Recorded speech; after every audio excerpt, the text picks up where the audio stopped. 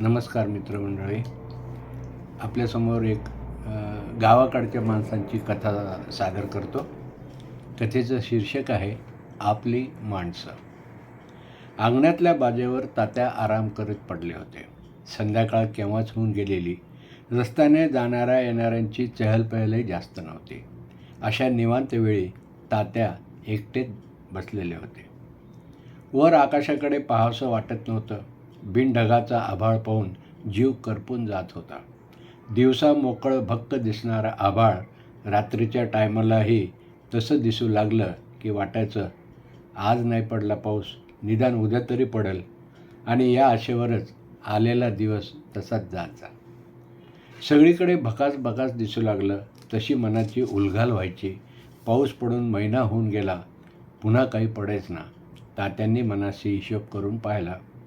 माणसं हवालदिल होऊन गेलेली. उन्हाचा चटका सहन केला आणि आता पावसाचा फटका बसतोय. अरे देवा, आम्ही सहन तरी किती करायचं. गळ्यातल्या माळेला हात लावून तात्या प्रार्थना करू लागले. एरवी तात्याचं हे अंगण म्हणजे गावातल्या लोकांसाठी गप्पा मारण्याचं ठिकाण. सगळं आलबेल असलं म्हणजे मोकळ्या मनाने रंगात येऊन बोलणारी माणसं तात्याच्या अंगणात येऊन गप्पा मारत बसायची. माणसाची नियत पालटली तेव्हापासून निसर्गाची नियतही पालटली की काय, असं तात्या पुन्हा स्वतःच्या मनाला विचारत होते. अंधार पडलं तरी तात्या अजून अंगणातच आहे. घरात कशी येत नाही हे म्हणून शांताक्का त्यांना बाहेर येत म्हणाल्या, असं एकटंच किती वेळ बसणार, चला जेवून घ्या, थंडगार झाल्यावर अन्न गोड लागत नाही. शांतक्काच्या बोलण्याकडे दुर्लक्ष करत तात्या म्हणाले, कशाची चव आणि कशाची गोडी.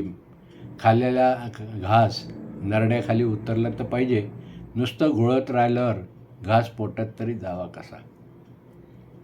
अहो, आपलं एक ठीक आहे, 2-4 पैसे जास्त देऊन बाजारातून धान्य आणून खाऊ, पण ज्यांच्याजवळ काहीच नाही त्यांनी काय करायचं.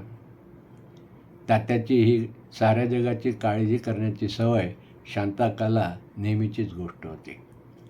तरी तात्यांचं समाधान व्हावं म्हणून त्या म्हणाल्यात, अहो आता सगळा भार देवावर टाका, त्याच्या मनात जसं होईल तसं, सगळ्याबरोबर आपलं. तात्या म्हणाले, मंडळी तुमचं खरं आहे हो. आता सगळं त्या पांडुरंगाच्या मनात. श्रीहरी श्रीहरी असं म्हणत तात्या उठले आणि दोघंही आत गेले. जेवताना शांताक्काने दीपकच्या आलेल्या पत्राची आठवण करून दिली आणि चलण्याचा आग्रह केला. तेव्हा कुठे तात्यांना आज दुपारी दीपकच्या पत्राची पुन्हा आठवण झाली. मोठ्या शहरामध्ये दीपकने स्वतःचा कारखाना सुरू केलेला होता. आता नव्या जागेत कारखाना जाणार होता. त्याच्याच उद्घाटनाच्या कार्यक्रमासाठी तात्या आणि शांताक्काने यावं असा आग्रह त्या पत्रात दीपकने केला होता. कॉलेज शिकण्यासाठी बाहेर पडलेला दीपक आता इंजिनियर झाला होता आणि स्वतःच्या हुशारीनं त्यानं स्वतःचं एक स्थान पक्क निर्माण केलं होतं. आणि ज्या ठिकाणी त्यानं नोकरीला लागला त्याच कंपनीच्या मालकानं या हुशार पोराला आपलं जावई करून घेतलं आणि तात्यांचा दीपक कायमसाठी शहरामध्येच राहिला. सुनबाई आपल्या गावातील घरात 4 दिवस राहील हे शांतकाचे स्वप्न खरे होण्याचे दिवस काही आलेच नाही. तात्यांनी दीपकमधला हा बदल शांत मनाने पाहिला. हाताखांद्यावर खेळवलेला दीपक आता आपल्या हाताबाहेर गेला आहे हे कटू सत्य तात्यांनी स्वीकारलं. शांतकानं मात्र एकुलत्या एक पोराची आठवण व्हायची आणि त्यांच्या वेड्या मायाला त्याच्या नव्या जगातली ही रीतभात कळतच नव्हती. दीपकचं पुन्हा पत्र आलं आणि शांताक्काने हट्टच धरला. शेवटी तात्या आणि शांताक्का निघाले आणि दीपकच्या गावाकडे आले. दीपकच्या बंगल्यासमोर रिक्षा थांबली. घरात नोकराशिवाय कोणी नव्हतं. त्यांचं आणि शांताक्काचं कोरड्या शब्दात स्वागत करत नोकर म्हणाला, तात्या अगोदर निरोप दिला तर गाडी घेऊन आलो असतो. साहेबांना मुळीच वेळ नाही बघा. बाईसाहेब आले तरी त्या संध्याकाळी येतील. एका खोलीत सामान ठेवीत तो नोकर म्हणाला, तुम्ही इथेच आराम करायचा. काही लागलं तर मला आवाज द्यायचा आणि बाहेरच्या बैठकीत मात्र येऊन बसायचं नाही, ही बाईसाहेबांनी केलेली सूचना. मख्ख आणि निर्विकार चेहऱ्याने बोलणाऱ्या या नोकराला काय बोलणार? मालकाने शिकवलेले शब्द तो पोपटाप्रमाणे बोलत होता. तात्या चुपचापपणे पाहत राहिले. कोपऱ्यात फेकून दिलेल्या सामानासोबतच तात्या आणि शांतक्का त्या खोलीतल्या खुर्चीवर बसून राहिले. दीपकच्या घरी, आपल्या पोराच्या घरात आपले स्वागत असे होईल याची त्यांनी स्वप्नातसुद्धा कल्पना केलेली नव्हती.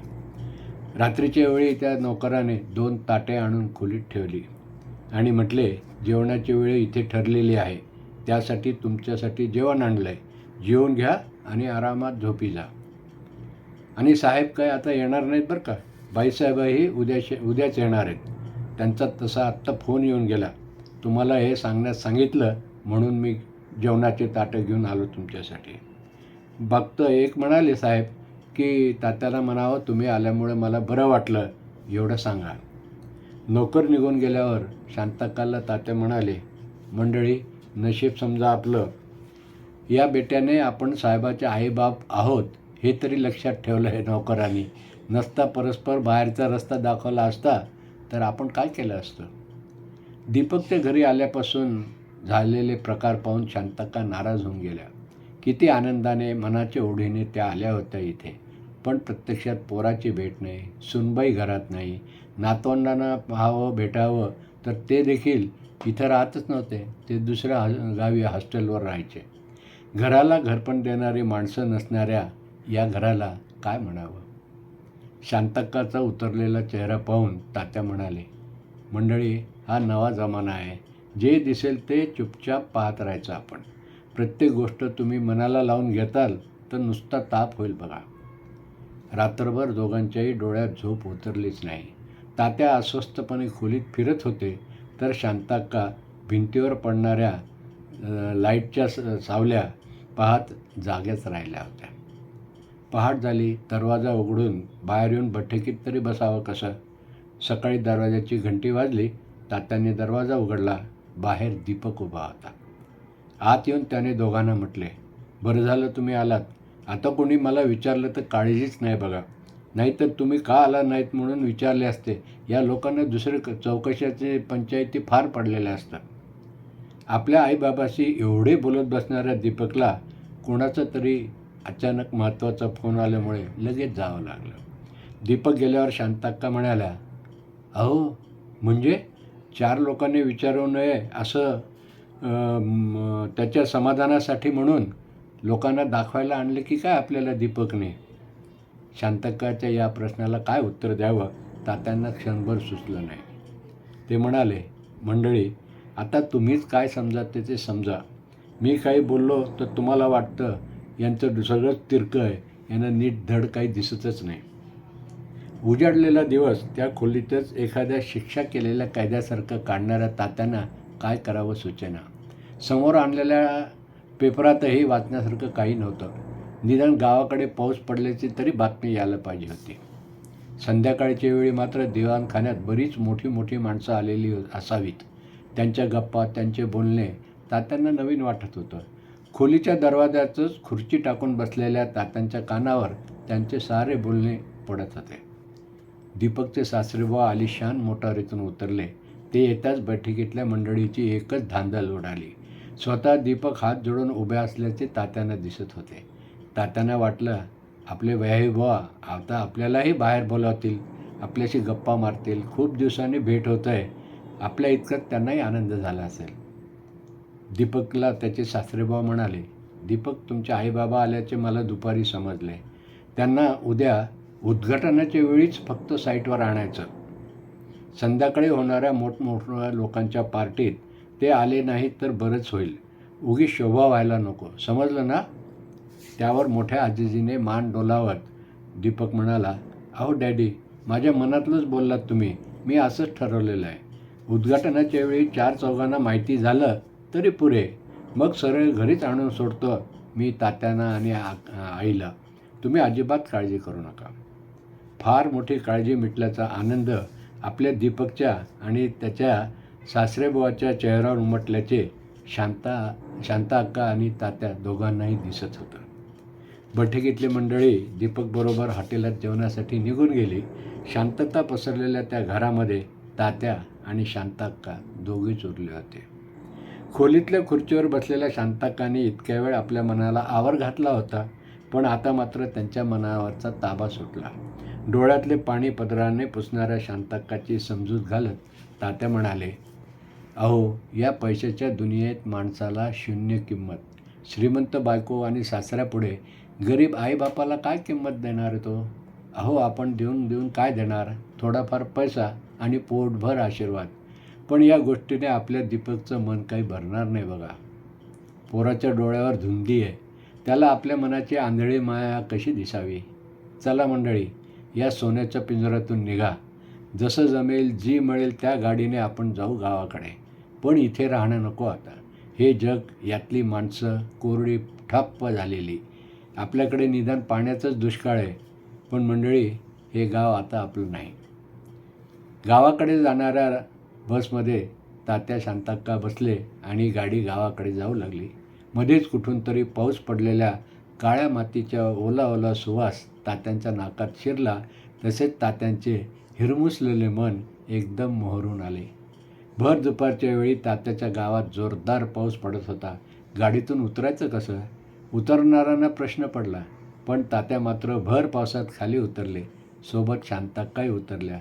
भर पावसात भिजत जाताना तात्यांना आनंद होत होता आणि याचाच जास्त आनंद शांताक्कानं होत आहे हेही तात्याने ओळखलं होतं. शाळेसमोरून जाताना तात्यांना गुरुजी आणि अनुताईंनी पाहिले. दोघेही छत्री घेऊन धावत आले. गुरुजींनी तात्यांना छत्रीत घेतलं आणि अनुताईंनी शांताक्काच्या डोक्यावर स्वतः छत्री धरून ठेवली. तात्या म्हणाले, शांताक्का, अहो मंडळी, डोंगर दुरून साजरे असतात. जिथे पाय टेकतात ती जमीन म्हणावी. अहो, नात्याची ना गोत्याची, पण ही माणसं खरी आपली माणसं. शांताक्का तात्याकडे पाहत राहिल्या. जणू त्यांना सांगायचं होतं, मालक, तुमचं अगदी बरोबर आहे. आपली माणसं ती हीच आपल्या गावाकडली. कथा कशी वाटली? आपली माणसं जरूर अभिप्राय द्या. मित्रमंडळींनाही व्हिडिओ शेअर करा. भेटू नव्या एपिसोडमध्ये. शब्द शुभेच्छा.